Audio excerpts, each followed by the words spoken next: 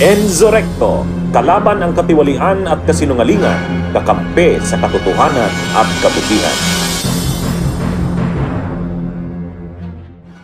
Panawagan ngayon ng mga tagapagsalita ng mga naging biktima ni Digong noon, huwag i-grant ang interim release ni Digong sa ICC. Bakit po mga kabunyog? Ano po ba itong interim release na nire-request ni na Digong sa ICC? Dahil po mga kabunyog humiling ang kampo ni Digong, napayagan ng ICC na palayain pangsamantala itong si Digong, hanggat hindi pa dinidinig ang kaso nito. Dito mga kabunyog, nagkaroon na po ng isang bansa na handang tanggapin at kokopin itong si Digong. Ito ngayon ang malaking pangamba ng mga human rights lawyers, tulad ni Attorney Nery Colmenares, na baka raw maging flight risk itong si Digong, or sa madaling sabi, tuluyan ng takasan ang kanyang kaso. Sa oras na palayain ito ng ICC, dahil po mga kabunyog, may kondisyonis po kasi itong ICC, bago nila palayain itong si Digong, na hindi ito dapat tumakas sa bansang pupuntahan niya at kokop-kopin siya, at hindi gagawa ng anuman hakbang na ipinagbabawal sa kanilang pinag-uutos. Pero ang tanong mga kabunyog, sumunod kaya itong si Digong? Well, tila malabo yan mga kabunyog, kasi po once nawala na sa puder si Digong sa ICC. Magiging malaya na itong gawin ang nais nito, at pagplanuhan na tuluyang makatakas dito sa kamay ng ICC. Anyway ito mga kabunyog, panoorin po natin itong balita. Hiniling ng kampo ni dating Pangulong Rodrigo Duterte sa International Criminal Court o ICC ang interim release o pansamantalang paglaya at paglipat ng dating Pangulo sa hindi pinangalanang bansa. Sa isang dokumento na makikita sa ICC website, nakasaad doon na may isang bansa na nagpahayag ng kahandaang tumanggap kay dating Pangulong Duterte habang siya ay pansamantalang nakalaya. Nakasaad pa sa petisyon na nakahanda ang naturang bansa na ipatupad ang mga kondisyon na maaaring itakda ng ICC.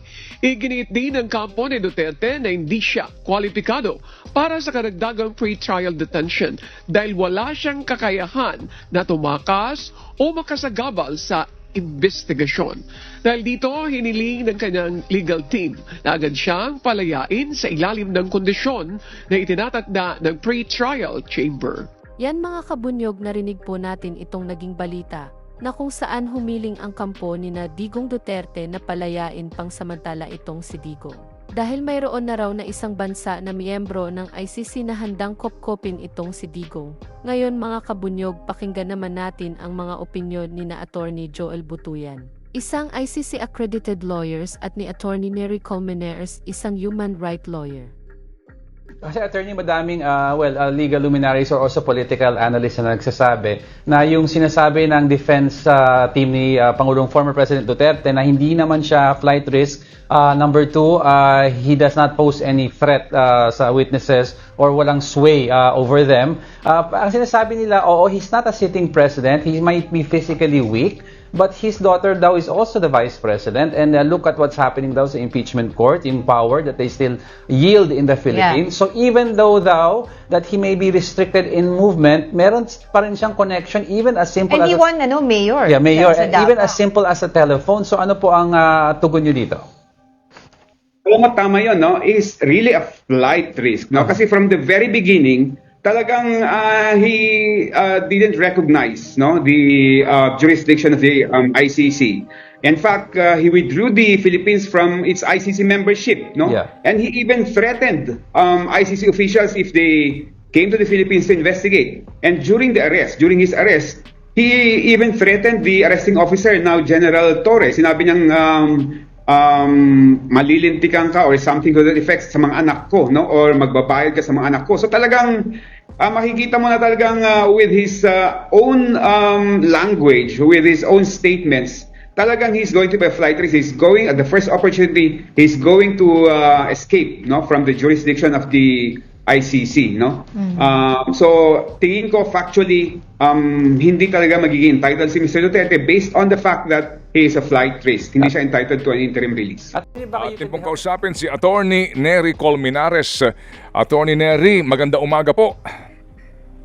Ay, magandang umaga, Ted, DJ Chacha, at sa lahat po ng viewers ninyo. Good morning po. Opo, nagulat ang marami dito ho sa sinasabi ng statement po na balita na nakuha po ng media na sinasabi daw po ng abogado nitong si dating Pangulong Duterte, Nicolas Kaufman, na hindi daw po nag-post ng objection ang prosecution dito po sa request ni dating Pangulong Duterte na siya habang hindi pa po nagsisimula ang paglilitis ay hayaan muna na manatili sa isang bansa na papayag na doon siya muna habang wala pa po ang trial dahil sa kanyang edad at dahil daw po sa mga pangako na maaari niyang tupden kung papayag nga po ang court. Ano pong reaksyon dito ninyo? Una muna, Ted, may proseso pa yan. Hintayin pa siyempre yung comment ng prosecutor at desisyon ng pre-trial chamber at magko-consult kami with the victims kung paano namin maipaabot doon sa pre-trial chamber yung opposition namin sa ganitong kahilingan. So there are 3 points. Una muna, ang sabi ng defense, meron silang application at hindi daw nag-oppose ang prosecutor na pumalit doon sa on-leave na prosecutor sa ganitong panukala nila. Basta sundin yung obligasyon sa Annex A allegation. Kung totoo man yan, ang problema dyan, kaagad Ted, hindi tinanggap yan ng defense kasi nag-submit sila ng another set of obligation sa Annex B. Nasabi doon sa, hindi natin nakita kung anong Annex B, na nagko-commit sila na si President Duterte hindi tatakas at pangalawa, hindi niya i-endanger ang investigation at i-intimidate ang witnesses, mga lawyers, etc. So, para sa amin, Ted, at susundin niya ang mga utos ng korte, no? Pangatlo, sa amin, Ted, hindi dapat paniwalaan ng ICC yun. Kasi una, susundin niya ang utos ng court. Si President Duterte, track record niya na talaga yan, Ted. Marami siyang pinangako na hindi niya tinutupad. Sasabihin niya ngayon, bukas iba gagawin niya. Kaya hindi dapat mapagkatiwalaan ng ICC ang pangako o obligasyon na pipirmahan niya. Pangalawa, kayang-kaya niya, Ted, i-endanger ang investigation. Ngayon, yung pag-intimidate ng witnesses, Ted, kaya niyang gawin yun at lalong mag-escalate yun ang mga atake sa witnesses at sa counsel nito, sa mga lawyers nito, pag nakalaya na siya, Ted. So, para sa amin, it is really unbelievable para sa ICC. Dapat na paniwalaan siya, lalo na yung issue ng escape. Ted, pag may trial, halimbawa, kasi hindi ibig sabihin may interim release ka tapos na yung trial mo. No. It still has to undergo confirmation of charges and once confirmed, may trial. Pag may trial, Ted, I don't see any evidence na kayang ipresenta ni President Duterte sa trial to say na wala siyang kinalaman sa EJK. Kaya ang strategy talaga nila, hindi dapat umabot sa trial ito. Kaya sila nag-question ng jurisdiction, kaya sila may interim release. All this to delay the onset of the trial. So para sa akin, once the trial is confirmed, I think escape is now an option for President Duterte because he knows na wala siyang kaligtas-ligtas, wala siyang ebidensyang mapresenta sa trial para i-acquit siya ng korte. Attorney Nery, hindi po naman natin maaring maliitin ang sinasabi po ninyong mga pangamba po ninyo, ano po? At ang inyo pong kumbaga, ang inyo pong mga inaasahan na mangyayari kung papayagan nga po itong request ng dating Pangulo. Pero ano ba ang rules ng ICC dito? Ang sinasabi po ni Attorney Conti na hindi po available din this morning, sinasabi niya na mukhang dito hindi na nakonsulta ang pamilya ng mga complainants o victims at tanging ang pwede lamang ditong magdesisyon kung kung hihingian po ng position ang prosecution ay yung po lamang OIC ngayon na Chief Prosecutor po ng ICC? Yes, well, hindi kami nakonsulta. Nagulat nga kami, Ted. Kagabi. Kaya tama yon, hindi kami nakonsulta. Ang rule sa ICC, under Article 60, pwedeng mag-request ang akusado ng interim release. Basta i-fulfill niya ang Article 58 ng ICC Rome Statute na yung binanggit ko kanina na siya ay hindi tatakas, siya na, etc.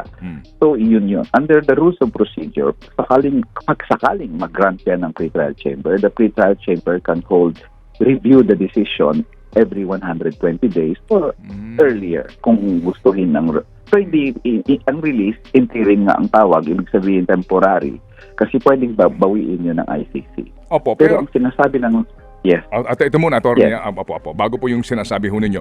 So, attorney, to be straightforward about this, hindi kagaya dito sa atin, perhaps, no, na bago po, di ba, yung naandyan na nakabilanggo, o sa, halimbawa, kahit nga sa Bilibid, yung nag-a-apply po ng, di ba, ng parol, usually po, dapat Yes. sinasabihan mo naman yung mga aggrieved party, di ba? Kumbaga, dito po, Correct. sa sinasabi po ninyo sa ICC, tanging kahit na hindi konsultahin, pwedeng hindi konsultahin ang mga complainants of victims, sila lang po ang maaring pwede magsabi na ayaw namin kasi flight risk yan, ayaw namin kasi magiging manganganib ang aming mga testigo. Tanging prosecutor lamang po ang kanilang kukonsultahin at kung ano sabihin ng prosecutor, yun na po yun. Wala na pong hindi na kayo tatanungin pa ng mismong mga judges dito?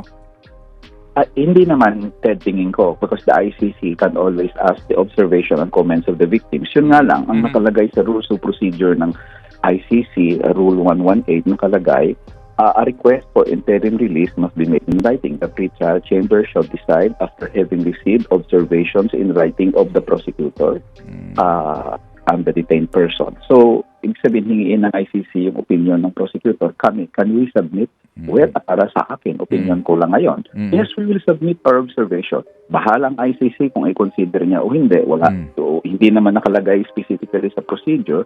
Prosecutor lang ang binigit. But I don't see any reason that we cannot also submit. And let the ICC decide whether or not tanggapin ng obserbasyon namin. But we will surely oppose this on the level of the prosecutor and even in the level of the pre-trial chamber. Okay. Nakausap na po ba ninyo ang prosecutor po dito kung ano officially ang kanilang sagot dito po sa request ng Duterte camp? Hindi pa, Ted, pero klaro doon sa application ng defense na hindi surefire pa kasi nag-counter offer sila sa supposedly agreement ng prosecutor. Ang agreement ng prosecutor ay sundin itong mga obligasyon na ito ni President Duterte, hindi siya magsasalita sa media, etc. etc. Pero nag-counter offer ang defense, Annex B, kung basahin natin yung application. So, ibig sabihin, may pagdedebatihan pa sila. Kasi hindi pa nag-agree ang defense doon sa posisyon, kung totoo man, ng prosecutor sa interim release. In any case, kahit pa man ano ang posisyon ng prosecutor, ang pre-trial chamber will decide on the basis ng pagtingin niya. Siyempre, kung tingin niya naman may it endangers the investigation. Inaatake ni President Duterte ang korte. Talagang how can you say na hindi niya endanger ang investigation? He's actually violating the fifth crime under the Rome Statute, Yung administration of justice, binibira niya kasi i-intimidate niya yung mga judges. That's really endangering the investigation. So para sa amin, hindi pa tapos yan. And the ICC can still of course, deny the application for interim release. At sabihin na lang ng ICC, let's wait for the confirmation of charges. Pwede namang desisyon na namin yan later on. Despite, of course, the plea of the defense na without delay, desisyonan nyo na itong aming humanitarian reasons ang hinihingi nila. Human rights ni President Duterte ang sinasabi nila. And humanitarian reason kasi 80 anyos na siya. Grabe ang sama ng loob ng mga biktima dito kasi humihingi sila precisely niyan noong panahon niya. Hindi niya binigay talaga yon. Bunyog, halikan na kasama ka. Bunyog, kapag buklod ay may pag-asa. Luzon, Visayas, Mindanao, isa ang pananaw. Sa bagong Pilipinas ang bunyog isisigaw. Bunyog.